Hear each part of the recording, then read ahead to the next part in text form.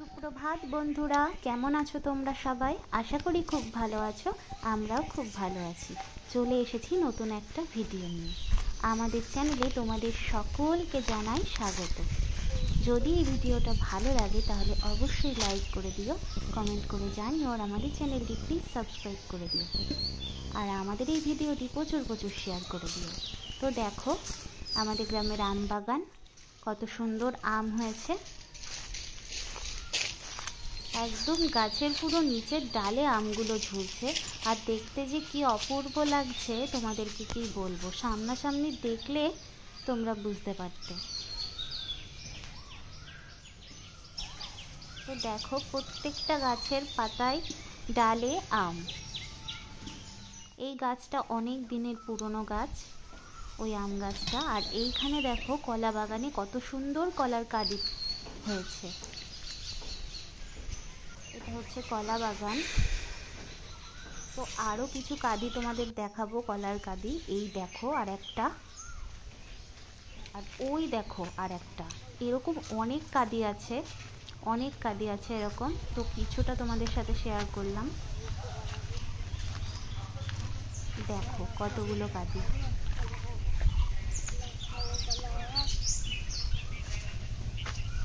এই কাঁদিটা দেখো বন্ধুরা, কত সুন্দর।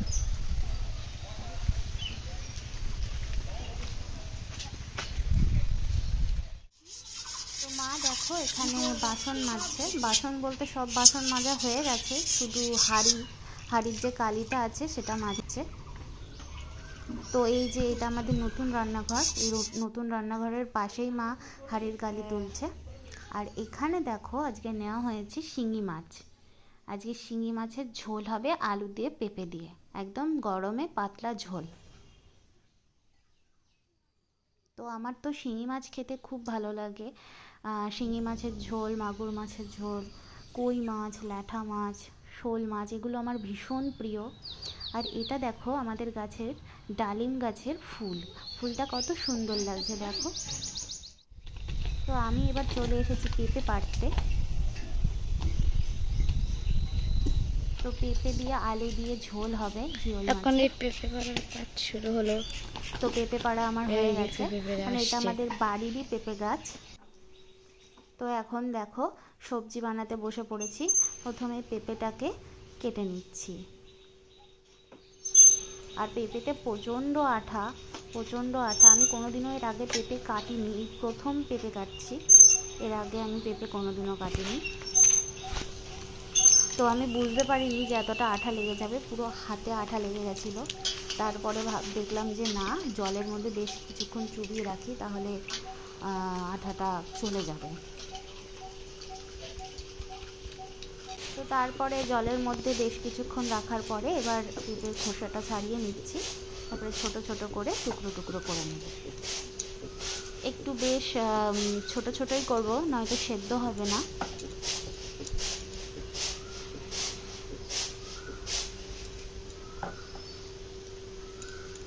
জানো বন্ধুরা, আগে আমি কাঁচা পেঁপে এরকম করে মা যখন কাটতো, ঠাকুমা যখন কাটতো, এই কাঁচা পেঁপে খেয়ে নিতাম। আমার খুব ভালো লাগতো কাঁচা পেঁপে খেতে। আর পাকা পেঁপেও ভালো লাগে, তবে মানে খুব গলা পেঁপেটা ভালো লাগে না। এই যে একটু শক্ত শক্ত থাকবে, একটু হলুদ হবে, একটু সাদা ভাব থাকবে, তো ওই পেঁপেটা খেতে আমার খুব ভালো লাগে। আর কাঁচা পেঁপে তো আমি খেয়েই নিতাম, কিন্তু আমার পেঁপে সিদ্ধ, ঝোলের পেঁপে এগুলো খুব একটা ভালো লাগে না। কিন্তু এই শিঙি মাছের ঝোলে বা মাগুর মাছের ঝোলে আমি কিন্তু খাই পেঁপেটা। তো এদিকে আমাদের যে শস্যগুলো আছে সেগুলো দেখো মা রোদে দিয়েছে।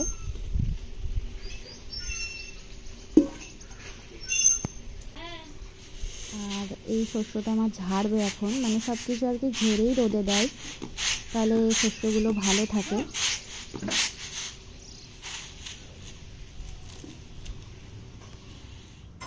তো তারপরে দেখো আমি আলু কাটছি। পেঁপেটা তো কাটা হয়ে গেছে, এবার আলু কাটছি। আলুটাও ছোট ছোট করে লম্বা লম্বা করে কেটে নেব।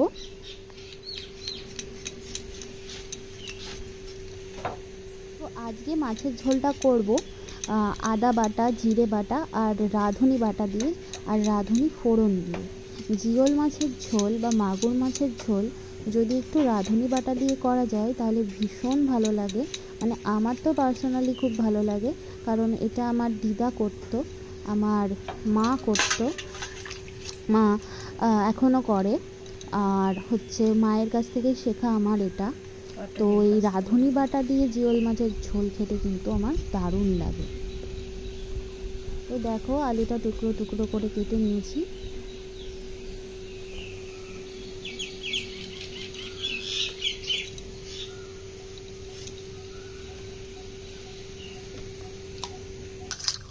এবার ভালো করে আলু আর পেঁপেটাকে ধুয়ে নেব।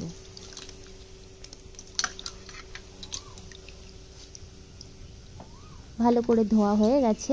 এবার ভালো করে জলটা ঝরিয়ে আলু আর পেঁপেটা একটা বাটিতে তুলে নিচ্ছি। এর মধ্যে কাঁচকলা দিলে আরও বেশি ভালো লাগে, আলু দিয়ে পেঁপে দিয়ে কাঁচকলা দিয়ে জিওল মাছের ঝোল, কিন্তু কাঁচকলাটা ছিল না, পেঁপে আর আলুটাই ছিল, ওই জন্য এই দুটো দিয়েই করছি।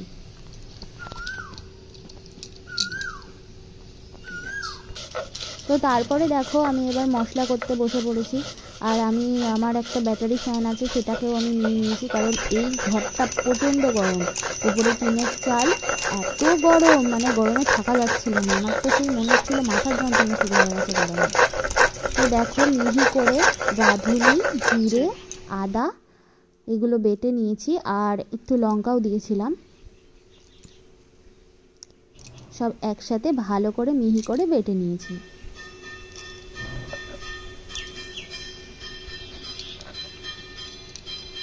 তো আমাদের নতুন রান্নাঘরটায় সকালবেলায় গিয়ে আমি বসেছিলাম, তোমরা বিশ্বাস করবে না, এত ঠান্ডা কি বলবো, মানে এত সুন্দর বাতাস আসছে। আর এই রান্নাঘরটার মধ্যে ঢুকলে মনে হয় যেন কখন বেরোবো, মনে হয় আগুনের গোলার মধ্যে ঢুকেছি। তো দেখো মশলাটা আমি চেঁচে তুলে নিলাম, কত সুন্দর মিহি করে বাটা হয়েছে মশলাটা। আর এই যে এখানে কেটে রাখা মাছগুলো আছে, এবার মাছে লবণ আর হলুদ দিয়ে মাখিয়ে নেব। এর আগে একবার মাছে লবণ আর হলুদ দিয়ে আমি ভালো করে ধুয়ে নিয়েছি, যাতে মাছের আষ্টে ভাবটা না থাকে। তো ভালো করে ধুয়ে নেওয়ার পরে লবণ আর হলুদটা একটু বেশি করেই দিয়েছিলাম, তো সেটা ভালো করে জল দিয়ে ধুয়ে নেওয়ার পরে আবার নুন আর হলুদ পরিমাণ মতো দিয়ে ভালো করে মাখিয়ে নিচ্ছি।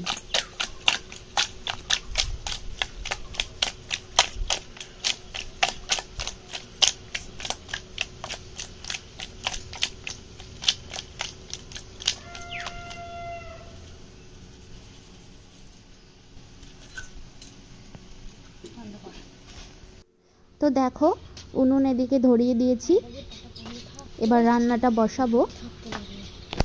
আর এদিকে কড়াইও বসিয়ে দিয়েছি, এবার কড়াই দিচ্ছি সর্ষের তেল। প্রথমে মাছটাকে ভালো করে ভেজে নেব। তো তেলটা গরম হচ্ছে, তো তেলটা গরম হয়ে গেলে এবার মাছগুলোকে তেলের মধ্যে ছেড়ে দিয়েছি। এবার মাছগুলো ভালো করে ভেজে তুলে নেব।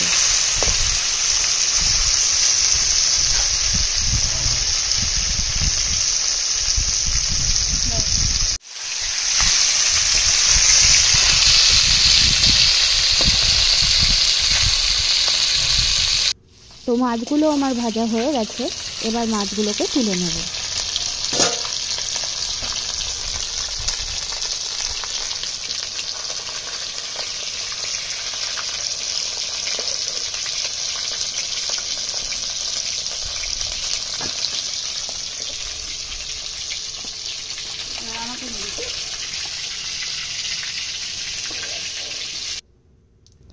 এবারে তেলে দিয়ে দিলাম রাঁধুনি ফোড়ন,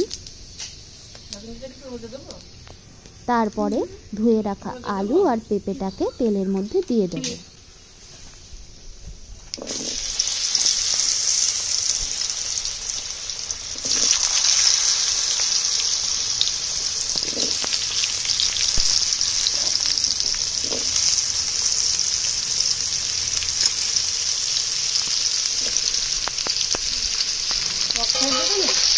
এবার ভালো করে ভেজে নেব, খুব বেশি ভাজবো না, আবার খুব কমও ভাজবো না, হালকা একটু লাল লাল করে ভেজে নেব।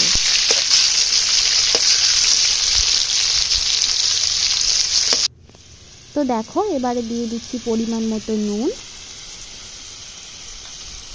আর দিয়ে দিচ্ছি পরিমাণ মতো হলুদ।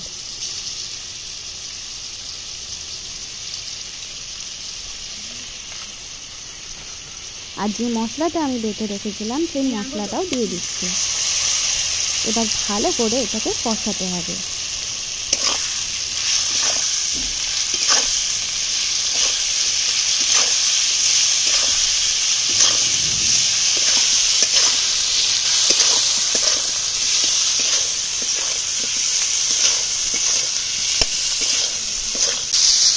তো দেখো কষানো আমার হয়ে গেছে। এবার আমি জল দিয়ে দিলাম। যেহেতু মাছটা পাতলা পাতলা ঝোল হবে তাই জলটা একটু বেশি দিচ্ছি। তো মাছের ঝোলটা ফোটার পরে মাছগুলো এবার ঝোলের মধ্যে দিয়ে দিচ্ছি।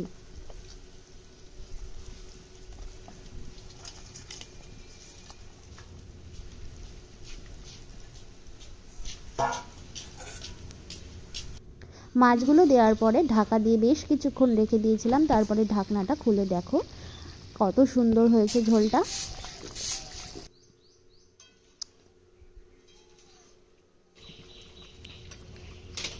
তো মাছের ঝোলটা তো হয়ে গেল। এবার সবাই মিলে গরম গরম ভাত আর মাছের ঝোল দিয়ে খাবো।